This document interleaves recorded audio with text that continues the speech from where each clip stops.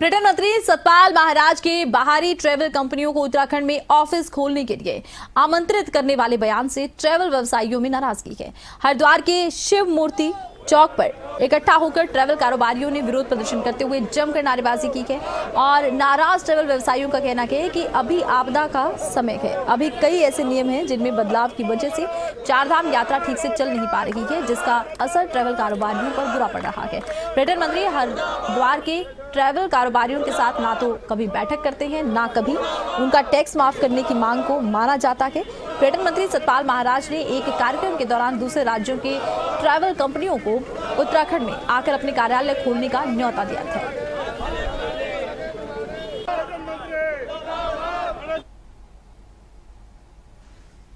अभी ताजा हमारा आज का जो विरोध है वो सतपाल महाराज के खिलाफ है। सतपाल महाराज जी ने कल एक बयान दिया है कि हरिद्वार में दिल्ली के, पंजाब के, हरियाणा, राजस्थान के जो ट्रांसपोर्टर हैं, जो ट्रैवल व्यवसायी है, उनके ऑफिस उत्तराखंड में खोले जाए।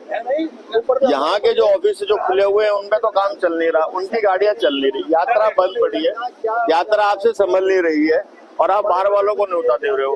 आप कभी जितने भी टूरिज्म व्यापारी है, जितने व्यापारी हरिद्वार के हैं, देहरादून के हैं, ऋषिकेश के, कभी सतपाल महाराज जी उनसे कभी कोई उनके साथ मीटिंग करते हैं, कभी उनका राय जानते हैं, नए नए नियम थोपते जाते हैं। परिवहन व्यवसाय पर परिवहन मंत्रालय का भी वही हाल है, पर्यटन मंत्रालय का वही हाल है और मंत्रालय का वही हाल है। ट्रैवल चारधाम की यात्रा जो पूरे उत्तराखंड की आर्थिक चारधाम की यात्रा, उसको पूरी तरह बर्बाद करने का काम पूरी सरकार ने किया है। पर्यटन मंत्री के खिलाफ हमारा प्रदर्शन इसलिए है क्योंकि जो इन्होंने बाहर के ट्रेवल्स के लिए हरिद्वार में आने का न्योता दिया है, उसके लिए बयान दिया है, ये बहुत कायराना बयान है। हम इसकी निंदा करते हैं और पर्यटन मंत्री को सिर्फ अपने प्रवचन तक सीमित रहना चाहिए, पर्यटन के बीच में दखल न देना चाहिए, क्योंकि पर्यटन 3 साल से पर्यटन मंत्री बने हैं, लेकिन इन्होंने हरिद्वार के, उत्तराखंड के ट्रेवल व्यवसायियों से आज तक कोई मीटिंग नहीं करी कि आपका दुख दर्द क्या है। गवर्नमेंट ने टैक्स माफ करने के लिए हमने दे रखा है, उसकी कोई सुनवाई नहीं है।